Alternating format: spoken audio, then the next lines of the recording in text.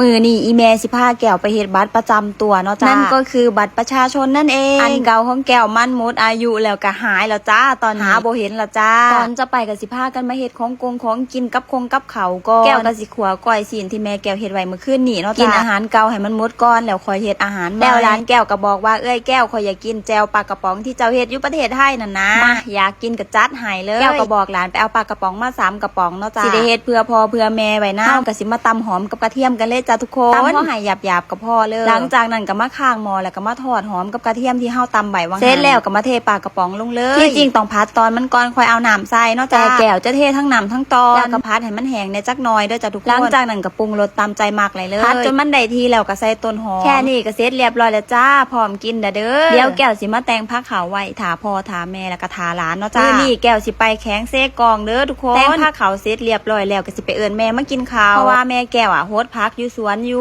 ไปเอิ้นแม่เฮาดีกว่าย่างเข้ามาก็เห็นอีแม่คุยกับน้าสาวอยู่เนาะจ้าน้าสาวก็มาเล่นน้ำอีแม่ตั้งแต่สาวๆหนุนเพิ่นมากับหลานเพิ่นแก้วก็เลยขออุ้มหลานในจักหน่อยหลานหน่อยคนนี้ซื้อว่าน้องจีหรือน้องกองค่ำเนาะจ้าคือแบบหยอกเท่าใดน้องก็บ่ยิ้มเลยคือน้องนิ่งแฮงแก้วก็พยายามเฮ็ดให้น้องยิ้มสรุปแล้วสิยิ้มหรือสิหยาดนี่นะน้องก็ได้แต่จ้องหน้าบ่ยิ้มเลยทุกคนเอ็นดูแฮงแม่แก้วก็ลีลาขนาดเอิ้นไปกินข้าวก็คือแบบกินก่อนโลดสุดท้ายฉันกับหลานก็เลยมาสวบก่อนเดี๋ยวมาต่อคลิปเฮ็ดบัตรประชาชนกันเนาะจ้าทุกคนติดตามได้เด้อจ้าไปละบ๊ายบาย